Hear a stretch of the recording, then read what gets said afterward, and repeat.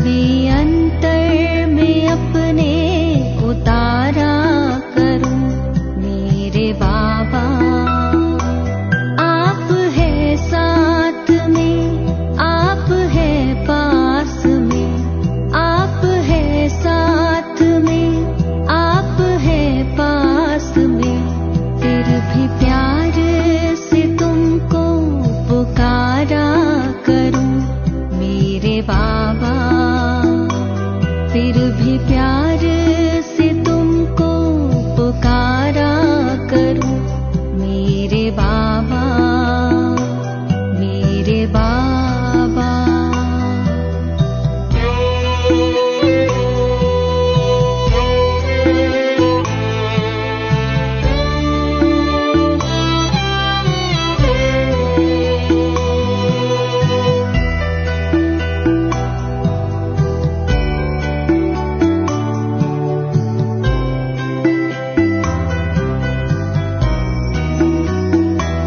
मैं निराकार को देखते देखते अब तो मैं भी निराकार होने लगी।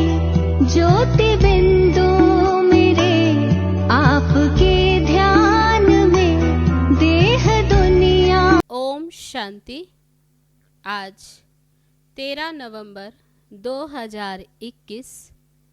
बाबा कहते, मीठे बच्चे, मैं तुम बच्चों के लिए हथेली पर बहिश्त लाया हूँ। तुम मुझे याद करो तो स्वर्ग की बादशाही मिल जाएगी। प्रश्न है, बेहद की खुशी किन बच्चों को निरंतर रह सकती है? उत्तर है, जिन्होंने बेहद का संन्यास किया है और संग तोड़ एक संग जोड़ा है, वही निरंतर खुशी में रह सकते हैं। जो फॉलो फादर करते हैं, जिन्हें सर्विस का शौक है, उनकी खुशी कभी गायब हो नहीं सकती। गीत है, छोड़ भी दे आकाश सिंहासन, अब धरती पर आ जा रे। ओम शांति। मीठे मीठे रूहानी बच्चों ने गीत सुना। ये किसने कहा? बाप ने बच्चों को कहा कि गीत सुना। जब अति दुख होता है तब बुलाते हैं। बच्चे जानते हैं कि बाप ही सुख धाम व पावन दुनिया रचते हैं, अथवा भगवान भगवती का राज्य स्थापन करते हैं। भगवान और भगवती जैसे स्वर्ग के मालिक ठहरे। तुम देखते हो लक्ष्मी नारायण कितने धनवान थे, कितनी बड़ी राजधानी थी। उनकी राजधानी में कभी कोई उपद्रव होता नहीं। बाप बच्चों को वर्षा ही ऐसा देते हैं तो कितनी खुशी में रहना चाहिए।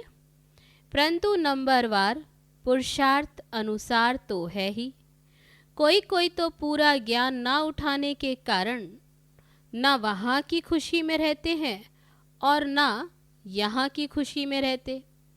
उनको कहते हैं दोनों जहाँ से गए, क्योंकि बाप से वर्षा लेते लेते वे गिर पड़ते हैं। दुनिया में यह किसको मालूम नहीं कि भगवान आकर स्वर्ग स्थापन कर रहे हैं, क्योंकि वह आते ही हैं गुप्त रूप में। कहते हैं जरूर भगवान इस समय होना चाहिए, क्योंकि सब घोर अंधियारे में है। कहेंगे भगवान होना चाहिए इस समय। रात को 12 बजते हैं तो उसको घोर अंधियारा कहा जाता है। रात में घोर अंधियारा, दिन में घोर प्रकाश होता है। बच्चे जानते हैं कि अब भक्ति मार्ग की रात पूरी होती, जिसमें दुख ही दुख है। मनुष्य समझते हैं भक्ति के बाद भगवान मिलता है। तुम जानते हो बाप ही आकर हम सबकी सदगति करते हैं। तुम बच्चों में भी नंबरवार तो जरूर हैं। कोई को तो खुशी का पारा चढ़ा हुआ रहता है। मेहनत भी खुशी से करते हैं। सर्विस का शौक रहता है कि कोई को जाकर समझाए। इसलिए बाबा प्रदर्शनी मेले का भी प्रबंध रचते हैं कि औरों को समझाने से खुशी का पारा चढ़ जाए। यहाँ जिसके पास धन है वे ये समझते हम स्वर्ग में बैठे हैं। उन्हों के लिए ज्ञान उठाना मुश्किल है, इसलिए गाया हुआ है, कोर्टों में कोई ही इतना समझदार बन बाप के वर्षे के अधिकारी बनते हैं। फॉलो फादर गाया हुआ है तो बाप की श्रीमत पर चलना पड़े। जो अच्छी तरह से श्रीमत पर चलते हैं उनको फॉलो फादर करना चाहिए। जैसे यह बच्चा अच्छी तरह चल रहा है, बाबा ने कहा ये ब्रह्मा अच्छी तरह चल रहा है। लौकिक बच्चे राय पर नहीं चले तो कहा तुम अपनी राह ले लो। रावण की मत पर चलने वाले और राम की मत पर चलने वाले इकट्ठे नहीं रह सकते। तुम बच्चे समझते हो कि भारत में ही आदि सनातन देवी देवता धर्म था। वे 84 जन्म ले पतित बने हैं, तब पुकारते हैं हे पतित पावन आओ। अभी तुम बच्चे समझते हो कि बाकी बस थोड़े रोज हैं। देवी राजधानी स्थापन करने में टाइम तो लगता है। ये है गुप्त, इसमें लड़ाई की बात नहीं। ऐसे नहीं चढ़ाई करके राज्य लेते हैं, नहीं। यह तो बाप आकर राजाओं का राजा बनाते हैं। जिस बाप को याद करते दुख हरता सुख करता आओ। सन्यासी गुरु थोड़े ही दुख हरता हो सकते। बाबा कहते सन्यासी गुरु वे थोड़े ही दुख हरता हो सकते हैं। उन्हों का सन्यास है हद का, तुम्हारा है बेहद का सन्यास। इसमें बेहद की खुशी रहती। इन लक्ष्मी नारायण भगवती भगवान को भी बेहद की खुशी है ना। पतित मनुष्यों को तो जो आता है सो बोलते, तुम तो एक एक अक्षर अर्थ सहित बोलते हो। नई दुनिया में है ही एक धर्म, उनकी कोई से भी भेंट नहीं की जाती। पुरानी दुनिया में भेंट की जाती है।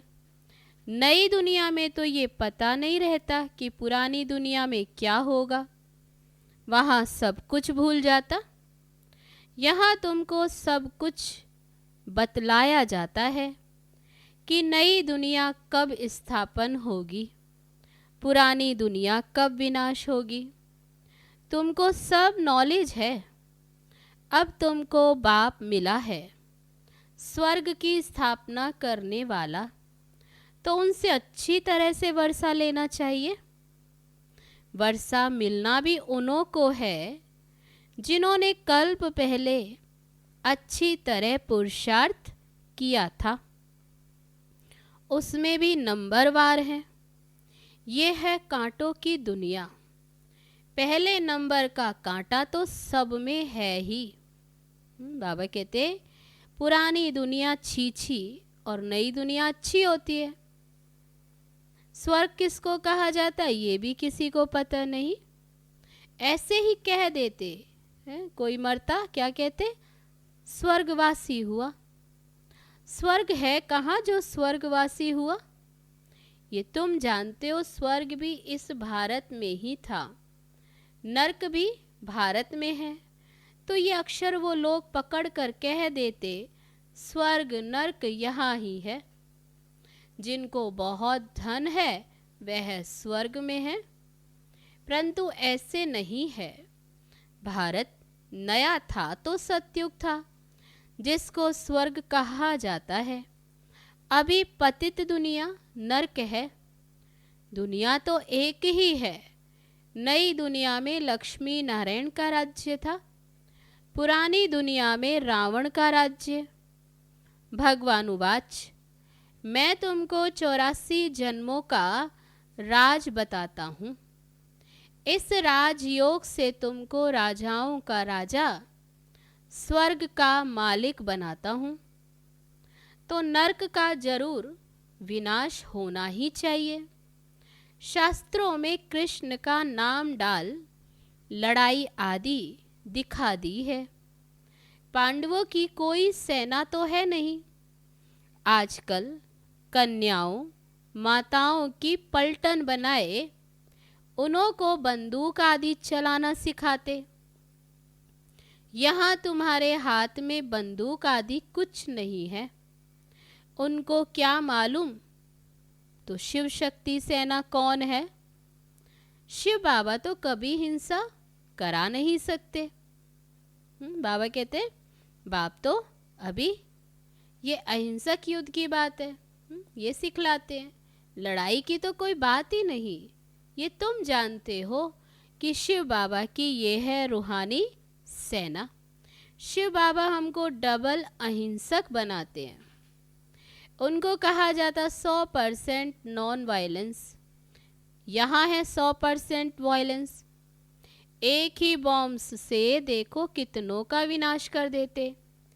बेहद के नॉन वायलेंस और वायलेंस में कितना फ़र्क है। तुम अभी इस समय बेहद की साइलेंस में हो। बाबा कहते दुनिया में तो कितना शोर है, वायलेंस है, तो बाबा कहते हिंसा है। बाप आकर तुम्हें अभी डबल अहिंसक बनाते हैं। बाबा कहते उस तरफ जितना लड़ाई की तैयारी होती जाती उतना ही आवाज बढ़ता जाता। कितना हंगामा है विनाश में। स्थापना में तो कितनी साइलेंस से बैठे हो। हिंसा की कोई बात नहीं। तुम्हारी अब प्रैक्टिकल लाइफ है। बाप से योग बल द्वारा तुम अभी वर्षा पा रहे हो। बाप अलफ को याद करने से स्वर्ग की बादशाही मिलती है। कितना सहज है। बाप कितना मोस्ट बिलविड है। कितना दूर देश से आते हैं। जैसे विलायत से किसका बाप आते हैं तो बच्चे बहुत खुश होते। बाबा हमारे लिए विलायत से अच्छी अच्छी सौगात लाएंगे। ये बेहद का बाप तो एक ही बार आता है। कौन सी सौगात ले आते? कहते हैं मैं तुम्हारे लिए हथेली पर बहिश्त ले आया हूँ। जैसे कहते हैं हनुमान संजीवनी बूटी का पहाड़ ले आया। बाबा कहते मैं तुम्हारे लिए हथेली पर बहिश्त लेकर आता हूँ। और वे दिखाते हैं पहाड़। अब पहाड़ तो कोई उठा नहीं सकता। वैसे ही बाप कहते हैं कि मैं तुम्हारे लिए बहिश्त लेकर आता। अब बहिश्त कोई हथेली पर थोड़ी उठता है। ये तो समझ की बात है। बच्चे तो जानते हैं बाबा हमारे लिए नंबर 1 सौगात लाए हैं।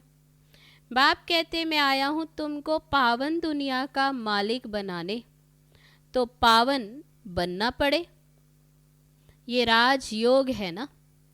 भारत का प्राचीन राजयोग गीता के भगवान ने ही सिखलाया था और राजाई दी थी।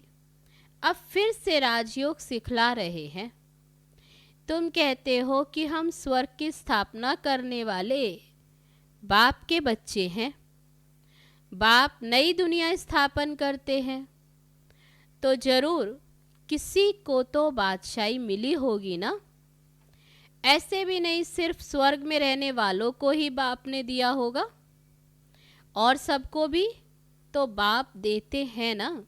बाकी सबको ड्रामा अनुसार मुक्ति का पार्ट मिला हुआ है। बाबा कहते सब मुक्त हो जाते हैं। एक ही बाप सर्व का सदगति दाता है, दूसरा ना कोई। तुम्हारे पास प्रदर्शनी में जो नामी ग्रामी आते, जो मानते हैं कि बरोबर गीता का भगवान श्री कृष्ण नहीं है, शिव है, तो उनसे लिखवा लेना है। बड़े आदमियों की ही बात को सुनेंगे, गरीब की तो कोई सुनते नहीं। इसलिए प्रदर्शनी में कोशिश करिए लिखवा लो कि गीता का भगवान एक ही है, वे सबका बाप है। आज से 5000 वर्ष पहले भारत स्वर्ग था, लक्ष्मी नारायण का राज्य था। अभी तो सारे विश्व पर रावण का राज्य, यही सबका दुश्मन है, जिसको वर्ष वर्ष जलाते फिर भी मरता नहीं। अभी भारत का बड़ा दुश्मन ये रावण है, ये बात सिर्फ तुम जानते हो। अब राम परम पिता परमात्मा रावण पर जीत पहनाते हैं, कहते हैं मुझे याद करो तो तुम्हारे पाप नाश होंगे, तुम लायक बन जाएंगे। तो फिर नई दुनिया चाहिए। बाबा कहते लायक बनेंगे तो नई दुनिया भी चाहिए, तो जरूर पुरानी दुनिया का विनाश भी हुआ। सो होगा, हुआ था, फिर होगा। महाभारत लड़ाई लगी है तभी जब रावण राज्य विनाश हो और राम राज्य स्थापन हुआ। रावण राज्य में है हाहाकार, हाहाकार के बाद ही फिर जय जयकार होती है। दुनिया बदलती है, जैसे पुराना घर तोड़ नया बनाया जाता है, फिर तोड़ा जाता है, ये भी स्थापना हो रही है। बॉम्ब शादी बनाते ही रहते हैं, तैयारियां हो रही हैं। अभी दशहरा आया तो रावण की एफिजी भी निकाली। तुम्हारी है बेहद की बात, तुम्हारी बुद्धि में आता है ये क्या करते हैं। तुम जब समझाएंगे तब समझेंगे हम ये क्या करते हैं। बाबा कहते अभी तुम समझते हो, फिर जब समझाएंगे तब वे समझेंगे।